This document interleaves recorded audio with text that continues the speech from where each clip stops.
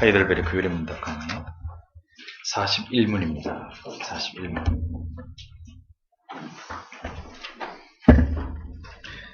같이 읽겠습니다. 문제 질문입니다. 그리스도는 왜 장사 되셨습니까?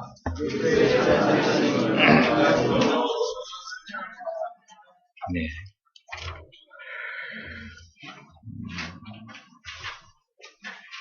오늘은 하이델베르 교회입니다. 강의 41번째 시간으로 그리스도께서 장사 되신 이유라는 제목으로 교리 설교를 이어가도록 하겠습니다.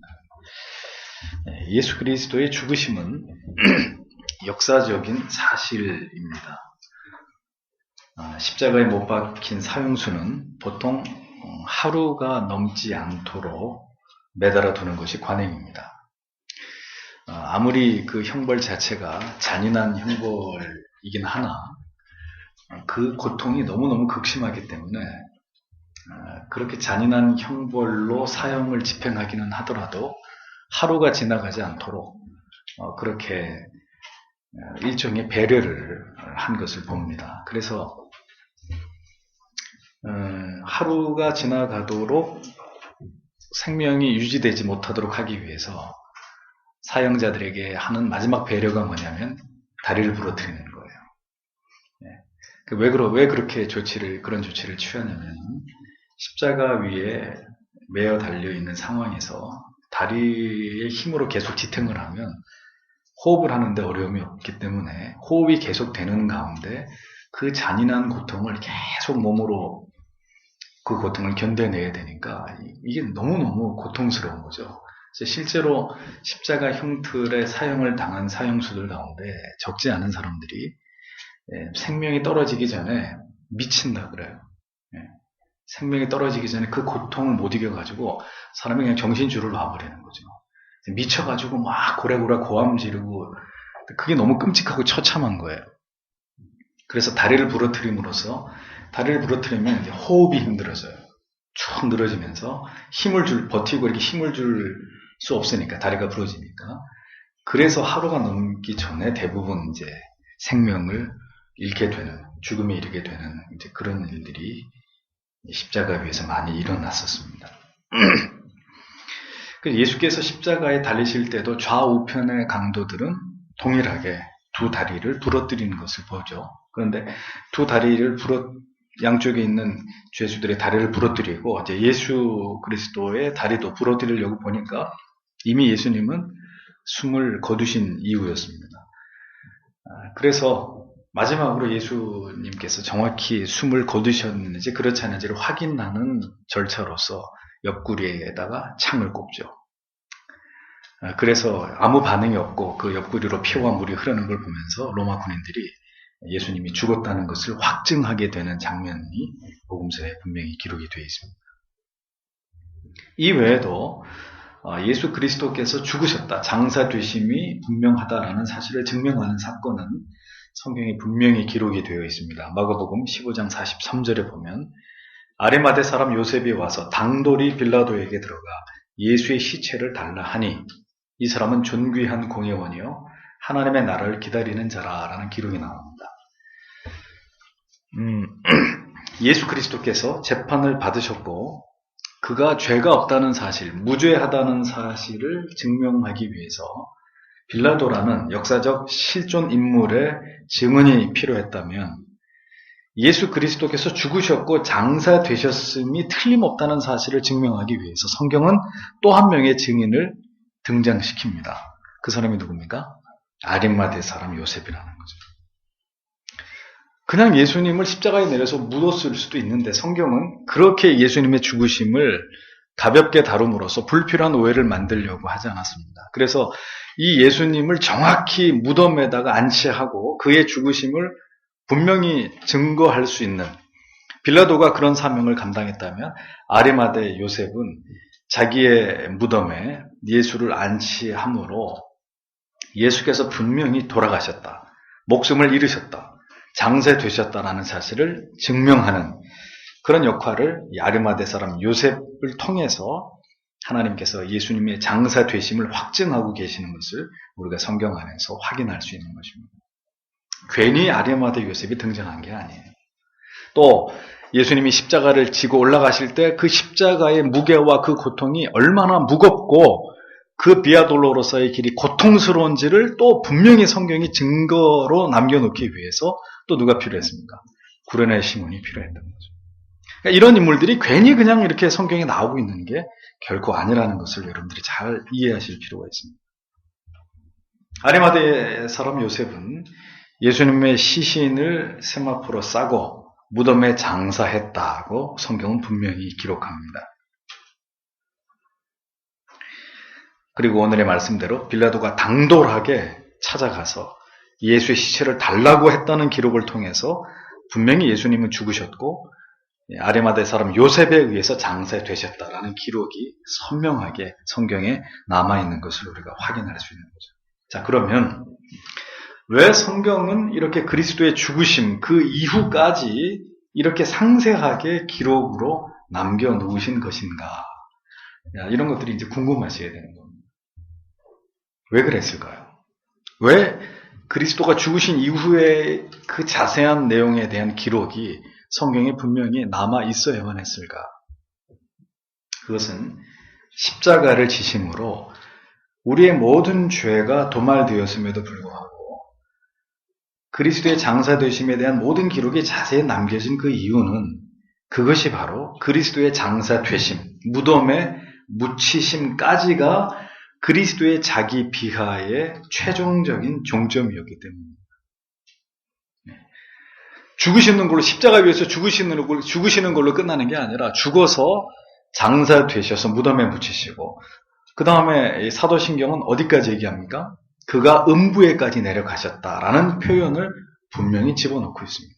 그러니까 그리스도의 자기 비하는 십자가 위에서 죽으시는 것으로 끝나는 게 아니라 죽으시고 장사되시고 모든 인간이 죽으면 그 과정을 겪게 되는 그 장사되심의 과정을 겪으시고 더 나아가서 그분의 영혼이 음부에 내려가는 것 같은 극심한 고통을 경험하셨다라는 사실을 분명하게 사도신경은 고백하는 것을 통해서 그리스도의 자기 비하는 거기까지다.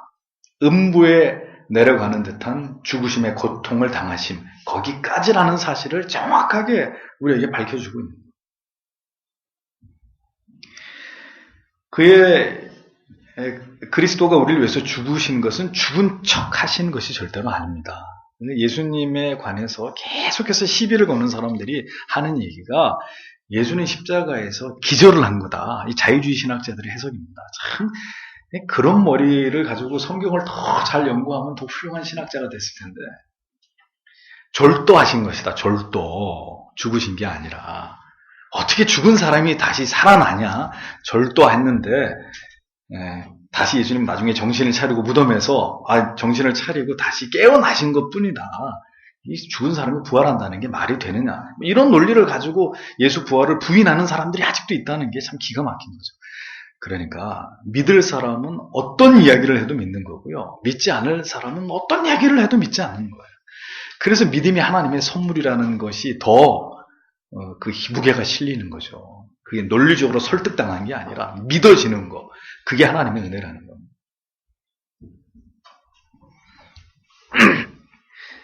자, 완전히 죽으심 가운데 계셨다. 그의 육신은 생명이 완전히 떠나간 죽음의 상태에 거하고 계셨다라는 것입니다. 다만 그럼 여러분들이 또 궁금하신 것은 그럼 예수님이 그 완전히 죽으심을 당했다면 그의 인성은 그렇게 해서 죽음을 맞이했는데 그분의 신성은 어떻게 되는 것이냐라는 의문이 생기시겠죠. 그분의 육신은 분명히 죽음이 떠나간 상태 가운데 거하셨는데 그럼 그분의 신성을 가지신 예수 그리스도의 그 존엄은 그럼 어떻게 되는 거냐? 죽음으로 그것도 없어지는 것이냐? 그게 아니죠. 그리스도의 그 신적인 그 존엄은 죽음으로 소멸되거나 그 죽음에 의해서 침해받지 않으신 상태로 그리스도의 신성은 그대로 보존되고 있었습니다. 그렇기 때문에 어떻게 된 거예요? 부활된 거죠. 그리스도의 신성으로서의 존엄까지도 완전히 소멸됐다면 그분은 부활하실 수가 없죠. 인성은 인간의 죽음, 즉 생명이 육체에서 떠나가는 걸 통해서 소멸됐지만 그의 신성은 존재하고 계셨습니다. 그 신성이 다시 죽은 그를 부활하게 만드신 것이다. 이렇게 이해해야 되는 거죠. 하나님이신 그분이 모든 인간이 경험하게 되는 죽음, 사망, 장사되심 아래에 머물러 계시기까지 어떻게 하셨다는 겁니까? 자기를 낮추셨다라는 사실을 우리는 기억해야 돼요. 그냥 그런 걸로 하고 지나가는 게 아니라 그 마지막 최후 인간의 죽음을 경험하게 된 그 이후까지도 예수님은 거기까지 자기 자신을 완전하게 낮추셨다는 사실을 성경은 우리에게 아주 정확하게 전달하고 있습니다. 그러하기에 우리는 예수 그리스도에 대한 우리의 신앙을 고백할 때 우리는 그리스도의 성육신의 전 과정, 즉 동정녀의 잉태로부터 또 그의 공생애의 마지막에서 우리를 위해서 죽으심, 고난당하심, 죽으심, 그리고 장사되심까지 우리는 이것을 분명하게 믿는다고, 그리고 우리는 분명히 이것을 기념한다고 고백하는 것까지가 우리의 신앙의 고백이 되어야 된다는 것을 잊으시면 안 되는 거예요. 이걸 그리고 중요하게 생각하셔야 돼요. 진리는 부분적으로 수용하는 것이 아니다. 내가 믿고 싶은 것만 믿고 받아들이고 싶은 것만 받아들이고 이것은 받아들일 때 내게 유익이 된다는 것만 받아들이고 진리는 그렇게 취사 선택하는 게 아니에요. 그런 믿음은 가짜 믿음이에요. 성경이 인정하지 않는 믿음이에요. 믿을 수 있는 것만 믿고 내가 받아들일 수 있는 것만 받아들이고 나머지는 나는 거부한다. 나는 그것은 믿을 수 없다. 나는 그 부분에 대해서는 회의적이다. 그런 믿음은 절대로 구원에 이를 수 있는 믿음이 아닌 것입니다. 우리가 그리스도의 부활을 믿을 때 우리는 반드시 그 이전에, 부활 이전에 그리스도가 완전히 죽으셨고 장사됐고 음부에 이르는 고통까지 경험하셨다. 이 사실까지를 함께 믿는 것이어야 된다. 다시 반복해서 말씀드립니다. 중요한 것입니다. 그리스도의 죽으심과 그리고 장사되심과 부활되심의 이 비과학적이고 비이성적이고 비논리적인 사실을 믿지 못하는 사람은 그렇기 때문에 우리의 신앙의 고백에 거기까지 이르지 못하는 자유주의 신학자들이나 혹은 그 밖에 불건전한 신학과 성경을 부분적으로만 믿으려고 하는 이런 모든 성도들은 어떻게 되는 거예요? 성도 안에서 또다시 분리되는 거예요. 그들은 성도가 될 수 없다는 의미죠. 그러니 십자가 걸려있는 교회 안에만 머물러 있다고 해서 그 사람이 구원받는 사람일 수 없는 거예요. 만약에 우리가 자유주의 신학을 가르치는 기장식 교회라면 죄송하지만 기장식 교회를 다니는 여러분들은 물론 또 이렇게 얘기하면 오해가 됩니다. 기장식 교회는 다 지옥 가느냐? 아니죠. 기장식 교회 안에도 가장 기장식 교회의 특징이 보면은 아주 자유분방한 교회로부터 아주 보수적인 교회까지 기장식은 이렇게 아주 버라이어티합니다. 교회가. 우리가 그렇지 않지만 그래서 기장식 교회는 다 지옥 간다. 제가 이렇게 단정적으로 말씀드릴 수는 없습니다만 그러나 만약에 여러분들이 기장식 교회를 다니면서 이런 구원관, 이런 성경의 해석을 믿고 따라간다면 구원 얻을 수 있는 가능성은 그만큼 희박해질 수밖에 없는 거죠. 그래서 성경이 이런 말씀들을 다 논하고 교리가 이것을 다루는 것은 여러분들의 믿음과 믿음의 고백이 그것까지를 다 포함하는 것이어야 되기 때문입니다. 그래서 장로교회 신자가 되기 위해서는 여러분들이 분명하게 고백해야 될 것 중에 하나가 뭐예요? 성경의 무오성을 믿는 거예요. 성경의 모든 말씀이 오류가 없다는 사실을 믿습니다라는 신앙의 고백이 있어야 여러분들이 장로교회 교인이 되는 거예요. 이런 부분들은 여러분들의 신앙에 굉장히 중요한 기초가 된다는 것을 이해하셔야 됩니다. 여러분들이 아무리 교회를 오래 다니시고 수없이 많은 설교를 들으셨다 할지라도 그리스도께서 완전하게 죽으셨고 장사되셨으나 사흘 만에 다시 살아나셨다는 이 놀라운 사건이 믿어지지 않는다면 혹은 믿기는 믿는데 그냥 관념적으로만 이해하고 있을 뿐이지 정말 예수가 부활했다는 사실을 여러분들이 깊이 시인하고 인격적으로 그리스도의 죽으심과 부활하심에 설복당하지 않으면 굴복당하지 않으면 여러분들은 역시 또 예수를 믿고 있는 사람이라고 보기 어려운 것이라.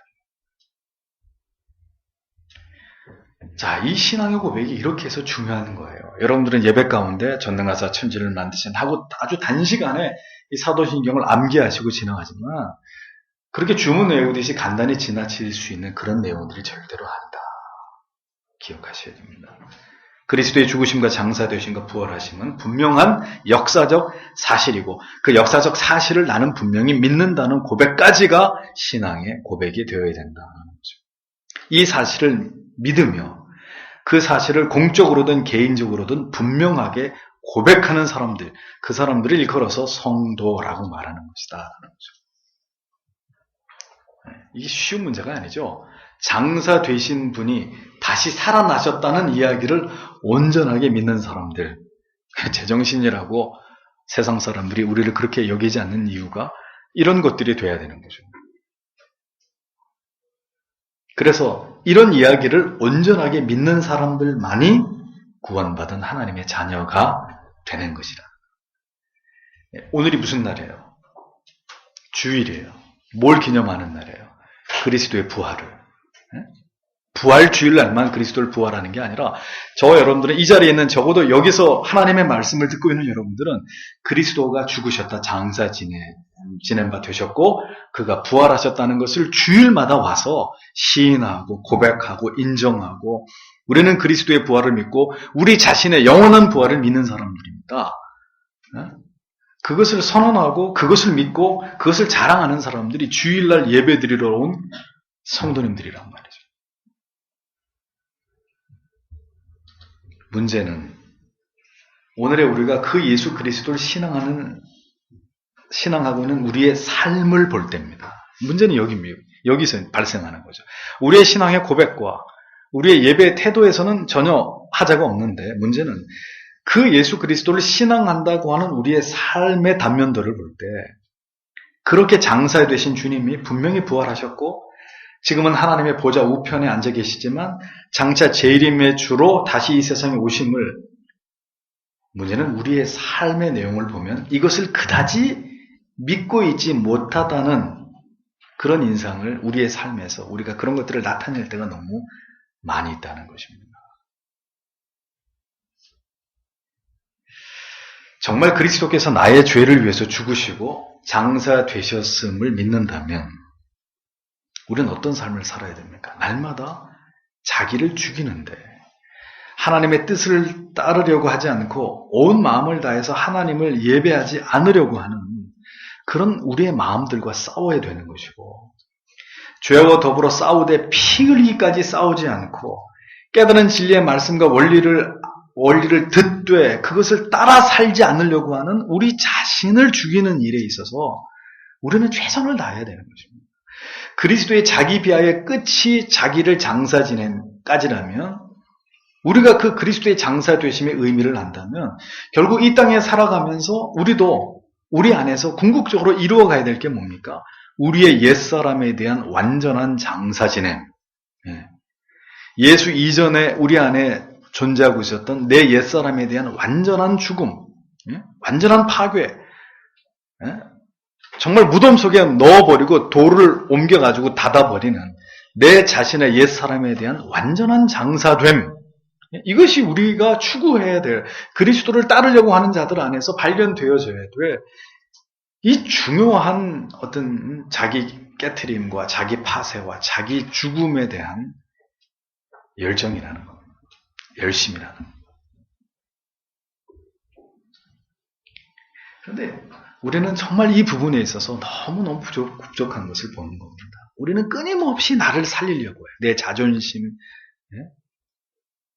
어떤 내 이기심, 내 자신에 대한 자아에 대한 사랑, 아침에도 말씀드렸지만 세상에 대한 사랑, 끊임없이 그런 것들을 되살려 놓으려고 하는 거죠. 예수는 자기 자신을 장사 되심까지 자기를 낮추셨는데 우리는 그것에 집착과 미련을 버리지 못하고 계속해서 오늘도 우리를 다시 살려내는 거예요. 그리스도 안에서 새로운 사람을 살려낸다면 다행인데 이미 죽어서 장사되었어야 될 우리의 옛사람을 자꾸 살려낸단 말이죠. 이것이 우리를 고통스럽게 하는 문제입니다. 예수 그리스도의 장사되심은 예수 그리스도를 구주로 영접한 모든 죄인들의 옛사람의 죽음과 연결되어져야 돼요. 그리스도께서 역사적으로 분명하게 장사되심처럼 우리의 옛사람도 그저 죽었겠거니라고 넘어가면 안 되고 관뚜껑 열고 나의 옛사람을 그 관 속에다 집어넣고 관뚜껑을 닫고 못질을 하고 그래서 바울이 뭐라 그랬어요? 나는 오늘도 내일도 날마다 십자가에다 나를 못 박아 가고 있다. 정확히 번역을 하면. 한 번만 딱 못 박고 끝나는 게 아니라 오늘도 내일도 다시 살아나는 나를 십자가에다 대고 나는 끊임없이 못 박아 가고 있다라고 고백하고 있는 이유가 바로 그것입니다. 죽지 않으려고 하는 나, 예외가 없습니다. 옛사람을 장사 지내는 일에 있어서 아직도 이것이 진행형인 그런 사람들이 교회 안에 적지 아니한 이 현실, 그 속에 우리가 포함되어 있다면 정말 우리가 이런 것들을 가슴 아프게 여기고, 예수여 나를 완전히 장사 지내게 해주십시오. 내 옛사람의 모습이 흔적도 없이 부디 내게서 사라지도록, 내게서 완전히 분리되도록, 완전히 관 속에 던져지고 영원히 다시 그곳에서 나올 수 없도록 옛사람의 나를 나로부터 격리시켜 주십시오. 이런 간절한 소망이 우리 안에 있어야 되는 거죠.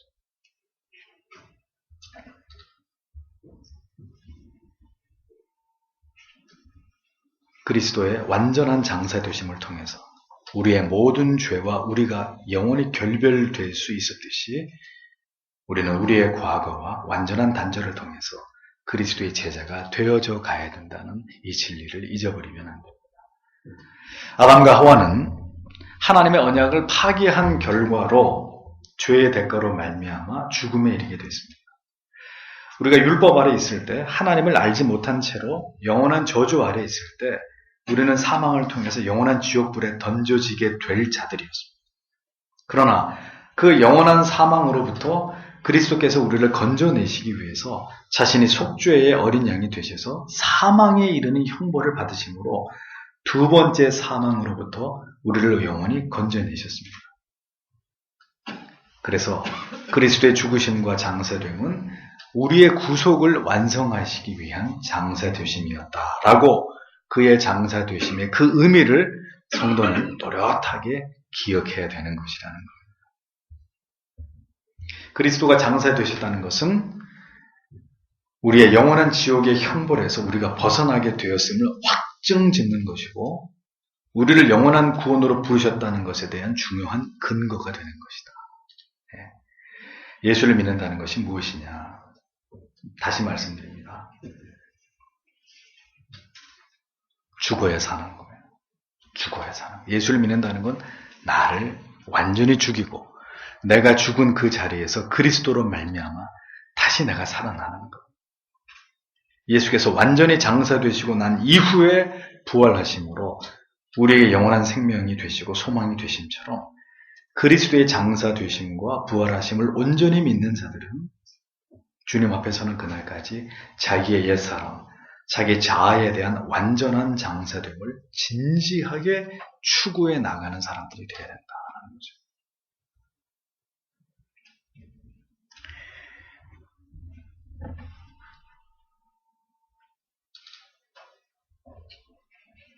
그리스도의 장사되심 앞에서 우리 또한 그리스도처럼 우리의 과거와 옛사람의 모습이 완전하게 장사되기를 열망하는 그런 모습이 우리에게 필요하다. 그 자신의 장사되심으로 우리의 모든 죄짐을 완전히 해결하셨고 죽기까지 자신을 낮추심을 그렇게 분명하게 그리스도께서 확증하셨다면, 우리는 주께 뭘 보여드려야 되느냐? 날마다 더욱 힘써서 우리 자신을 십자가에 못 박으면서 우리의 모든 썩어져갈 옛사람의 모습들을 묻어버리고 그리스도 안에서 날마다 새로운 피조물로 새롭게 태어나기를 사모하는 그 마음이 모든 성도님들의 가슴 속에 필요하다는 것입니다. 우리 가운데 다시 그 옛사람의 어둡고 추악하고 더러운 곳으로 다시 돌아가고 싶어하는 분이 누가 있겠습니까? 그러니까 말로는 그렇지 않다고 하면서도 우리의 삶의 내용과 우리의 마음이 추구하는 것은 여전히 장사되어졌어야 될 그 영역에 해당되는 것들이 여전히 우리 안에 잔존하고 있는 것을 우리가 보지 않습니까? 그리스도께서 인성 아래서 자신을 완전히 묻어버리신 것처럼, 이 땅 위에다가 자신을 완전히 묻어버리신 것처럼 우리도 그리스도의 십자가 아래 완전히 묻혀버리는, 내 자신의 옛사람이 완전히 그 안에 묻혀버리기를 갈망하는 그런 마음과 소망을 우리가 품고 주님을 쫓아가야 될 줄 믿습니다. 그것이 진정한 자기 부인이고 예수께서 말씀하신 자기 해체고, 그로 인해서 그리스도만을 존귀케 하는 그것이 바로 첩병이 된다는 것을 우리가 기억해야 되는 것이죠. 또 두 번째로, 그 그리스도의 장사 되심은 하나님의 의를 이루는 방법이었습니다. 베들레헴의 탄생에서 아리마대 요셉의 무덤에 묻히기까지 예수 그리스도의 모든 행보는 바로 하나님의 의를 이루어 드리기 위한 여정이었습니다. 그 여정의 마지막 종착지가 그의 무덤이셨습니다. 그 이후에 영광의 부활이 있었지만 이 땅에서 마지막은 그의 장사 되심으로 하나님의 완전하신 의가 이루어졌다라는 것을 우리는 기억해야 합니다. 만약 하나님께서 여러분에게 그리스도를 닮고자 하는 우리들에게 너의 사명의 마지막은 죽음이다 라고 말씀하신다면, 자, 여러분, 여기 계신 여러분 가운데 과연 몇 분이나 순종하실 수 있을까요? 그냥 명이 다해서 죽는 게 아닙니다. 여러분들의 사명의 마지막 종착역은 하나님의 뜻을 위해서 내 생명을 버리는 거룩한 순교가 내 인생의 마지막이다 라고 할 때, 여러분들은 이 부르심의 도를 따라가겠다고, 그래도 따라가겠다고 주님 앞에, 주님 알겠습니다, 그것이 제 운명이라면 받아들이겠습니다 라고 분명하게 말씀하실 수 있겠습니까? 요한복음 21장 18절에서 예수께서 베드로의 죽음을 예언하시죠. 내가 진실로 진실로 내게 이르노니 젊어서는 내가 스스로 띠뛰고 원하는 곳으로 다녔거니와 내가 늙어서는 내 팔을 벌리리니 남이 내게 띠띠우고 원치 아니하는 곳으로 데려가리라. 그의 순교를 예언하고 계십니다. 그럼 베드로가 뭐라 그래요? 그럼 저 사람은 어떻게 합니까? 요한을 가르쳐서 네가 왜 그 사람을 신경 쓰느냐? 나는 지금 너의 죽음에 대해서 얘기할 뿐인데. 베드로는 아직도 그 말씀을 할 때 그것을 받아들일 준비가 되어져 있지 않은 것을 볼 수 있습니다. 만약에 그리스도께서 우리를 부르신 이후에 그 끝이 이와 같은 순교라면 좋습니다. 순교까지는 가지 않더라도 꼭 순교하는 것만이 아니라, 보십시오. 여러분들이 원하시는 것, 여러분들이 원하는 모든 것이 모두 다 사라져버리는 죽음과도 같은 고난과 절망과 고통이라면 여러분들은 그것을 받아들이실 수 있는 믿음의 준비가 되어 계십니까? 순교까지는 아니더라도 주님을 쫓은 그 결과가 여러분들이 아끼고 사랑하고 소중히 여기던 것들을 하나님이 다 가지고 가시는 것이라면 어떻게 하시겠어요? 그래도 나는 주를 쫓겠습니다 라고 하시겠냐는 거죠. 하나님의 의를 이루시기 위한 그리스도의 마지막 행보는 자기의 육신을 무덤에 누이는 것이었습니다. 거기까지가 하나님의 의를 이루는 것이었습니다. 만약에 그리스도께서 우리를 부르신 이유가 그러한 절대적인 순종과 포기라면 어떻게 하실 거냔 말이에요. 아마 이 말씀을 제가 여러분들에게 하지 않고 저기 복음주의 교회 가서 이렇게 설교하면 아마 굉장히 기분 나빠하고 시험 들 사람들 많을 거예요. 우리의 순종이 어디까지여야 되는지를 깊이 묵상해 보십시오. 결국 그리스도를 위해서 우리의 모든 것을 내려놓고 포기하는 것, 완전한 내 자신에 대한 장사, 내 자존심에 대한 장사, 내 모든 이 세상의 애착과 미련에 대한 죽음. 우리 또한 그리스도를 따라서 십자가의 길을 가고자 할 때, 하나님의 의를 완성해 드리고자 할 때, 우리 자신의 이런 장사됨까지 각오하면서 그렇게 나를 온전히 드릴 것을 소망하면서 그 믿음으로 우리가 주님을 쫓겠다고 하는 거기까지가 성경이 우리에게 요구하고 있는 믿음이라는 거예요.